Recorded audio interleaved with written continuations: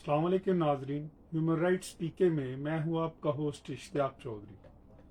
नाजरीन, आज जो सुप्रीम कोर्ट ऑफ पाकिस्तान में मिलिट्री कोर्ट के हवाले से जो हेयरिंग सामने आई है और अटॉर्नी जनरल के दलाइल सुनने के बाद जो रिमार्क्स सामने आए हैं, जिसमें chief justice supreme court of Pakistan ने वो तमाम तस्वीर जो अटॉर्नी जनरल ने पेश की उनको देखते हुए ये फरमाया कि ये आप इंस्ट्रक्शंस लेके बताएं कि क्या आप अपील का हक इन जो मुल्ज़मान हैं उनको देंगे नहीं देंगे।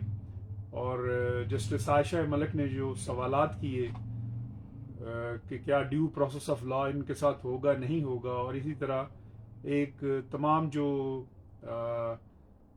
जजेस ने जो जो सवालात सामने रखे, इन सवालात को अगर देखा जाए तो लग ऐसे रहा है कि मिलिट्री कोर्ट में अगर ड्यू प्रोसेस ऑफ लॉ होता है तो शायद इजाज़त मिल जाए कि केस मिलिट्री कोर्ट में चले और उसके बाद लॉयर जो है उसको पेश होने की इजाज़त मिल जाए, और इसी तरह उस सज़ा के खिलाफ जो अपील का राइट मिल जाए, और इस तरह का करके कोई सिलसिला सामने आ जाए।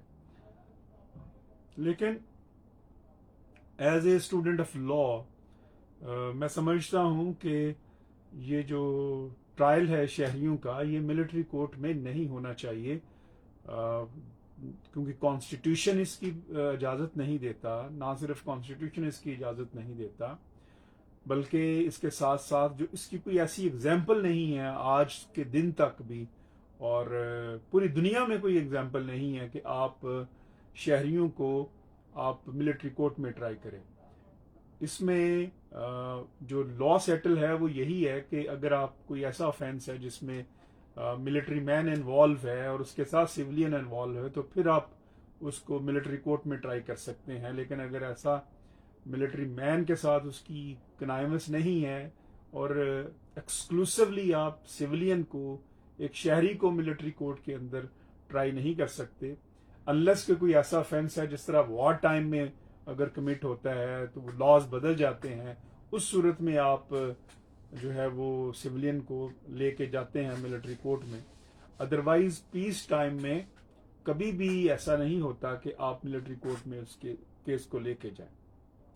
जब कॉन्स्टिट्यूशन की अपनी एक स्कीम है, उसके अंदर आर्टिकल 175 के नीचे पूरी एक स्कीम ऑफ कोर्ट्स है, तो जो पूरा एक जुडिशियल सिस्टम है, उस जुडिशियल सिस्टम में रहते हुए जो है वो प्रोसीड किया जाना चाहिए, ना कि ये मिलिट्री कोर्ट में भेजा जाना चाहिए। इस हद तक कि जो 9 मई का वाक़या है, बिल्कुल उसके ऊपर सजा होनी चाहिए, बिल्कुल जो मुलव्वस हैं उनके खिलाफ सख्त से सख्त एक्शन होना चाहिए।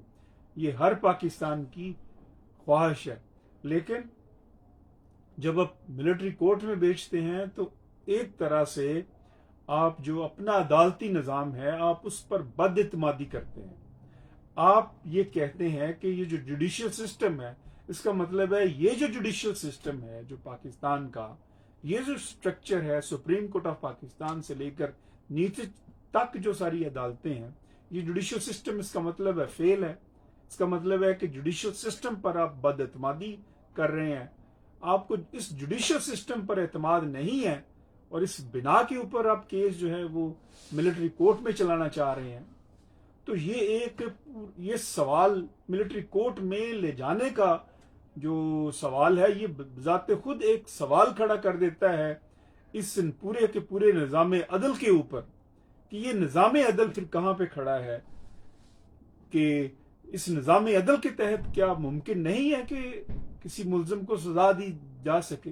ये बहुत बड़ा सवाल होगा, और इस क्वेश्चन की वजह से भी और इस बदइत्मादी की वजह से भी इसको किसी सूरत में मिलिट्री कोर्ट में नहीं जाना चाहिए। और फिर ये भी है, अगर आपको ये है कि अगर आपका ट्रायल जो है वो फर्ज करें एटीसी में है, तो वहां पे कोई इंटरफेरेंस का प्रॉब्लम है, जहां पे कोई इंटरफेरेंस होगी, लॉयर में इंटरफेरेंस करेंगे, या आपको जनरल पब्लिक की तरफ से इंटरफेरेंस की आपको खदशा है कि इंटरफेरेंस हो सकती है, उसका बड़ा आसान हल है कि आप उन सब मुल्ज़मान का जेल ट्रायल कर लें। انسداد دہشت گردی عدالت کا وہی جو جج ہے وہ جیل کے اندر جا کے ٹرائل کر لے. بڑے بڑے جو ملزمان ہیں ان کا ٹرائل جیل ٹرائل ہوتا ہے. تو جیل ٹرائل جو ہے میرے نزدیک that is the best option اس سارے مقدمے کو ڈیل کرنے کے لیے.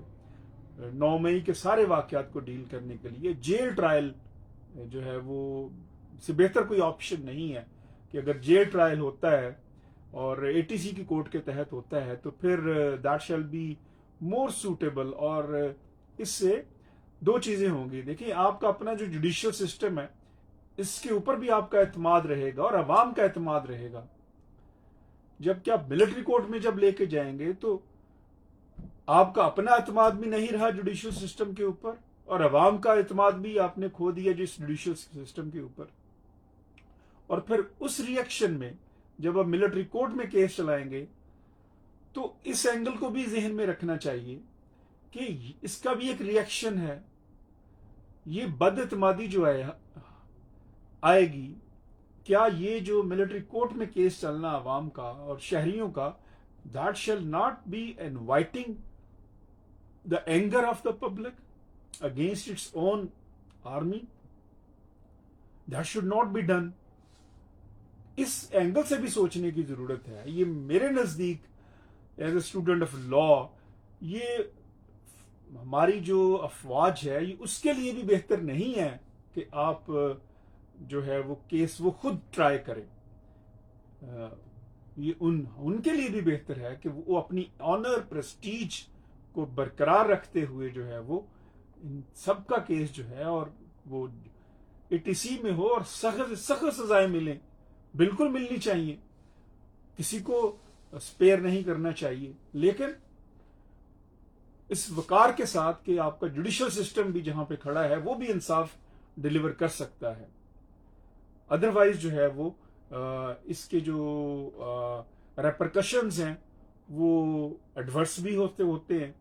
لہذا اس ساری صورتحال کے اندر پاکستان کی قومی سلامتی کا یہ تقاضا ہے اور ہمیں یہ سمجھنا چاہیے کہ پاکستان کی قومی سلامتی کو مد نظر رکھتے ہوئے ہم اس لمحے جو ہے وہ یہ جو ٹرائل ہے یہ ہمارا جو جوڈیشل سسٹم ہے اسی کے تحت یہ کیا جائے.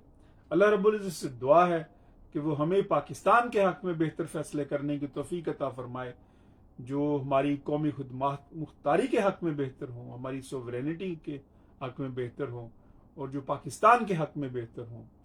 پاکستان زندہ باد.